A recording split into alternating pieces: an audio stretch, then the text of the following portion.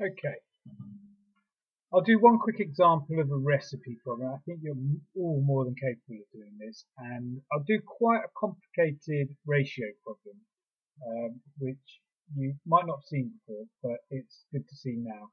And then you can get on and do some of the complex ratio questions. I couldn't do one example of every single question.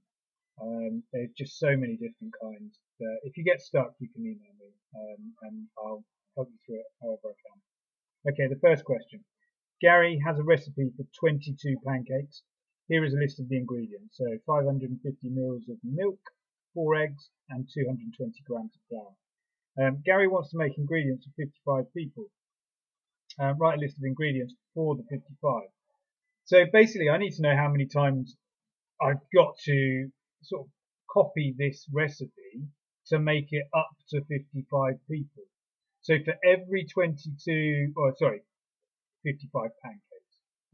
For every 22 pancakes, I need this amount of ingredients. So how many lots of 22 do I need to make it up to 55? Okay. So easiest way to do that is to work out like a scale factor. How many times do I have to scale it up? So 55 divided by 22 will tell you how many times you need this recipe or this list of ingredients. So how many 22s go into 55? I think that's 2.5.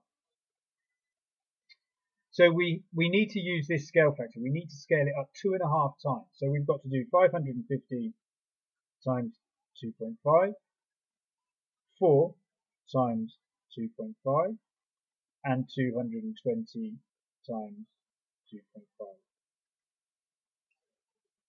Two lots of 550 is 1,100, and then add half of it. Okay, so 1,100 plus half of this, which is 275, should equal 1,375 milliliters of milk.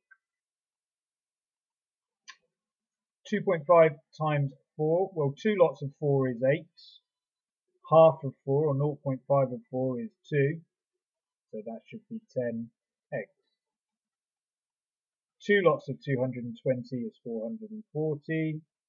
Half of 220 is 110. So what have we got? 550 grams of flour. And there you go. Nice, easy recipe problem. Okay, the second question. Sean, Claire and Greg share £260. Sean and Claire share in the ratio 3 to 7. Claire and Greg share in the ratio 3 to 5. So they've kind of been separated. You kind of want all of these in the same ratio, because then you can split it.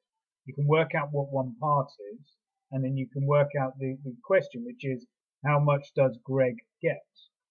So let's write these ratios down and see what we've got. We've got Sean to Claire being 3 to 7.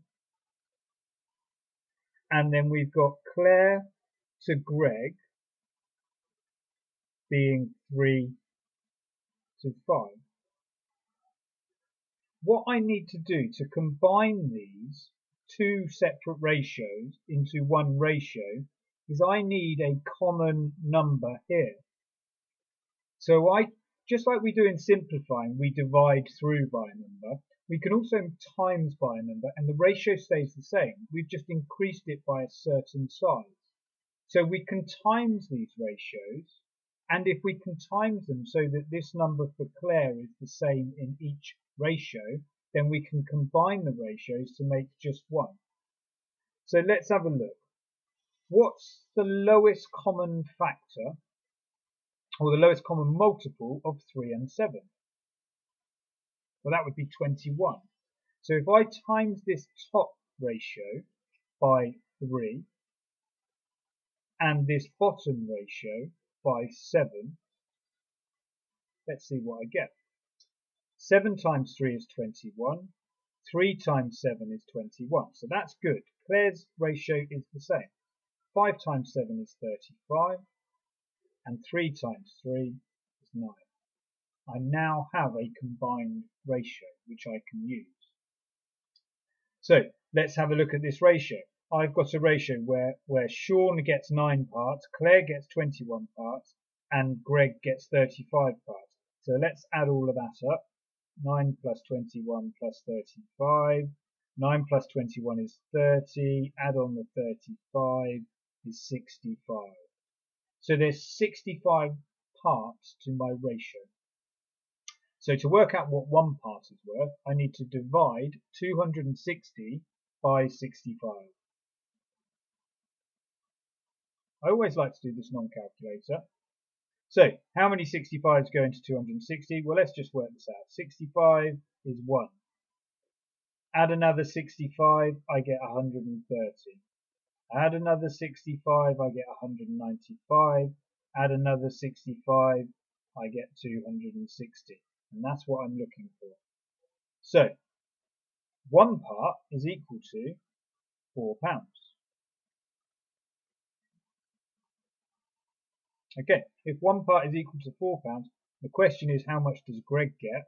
Greg gets 35 parts. 35 times by 4 equals £140.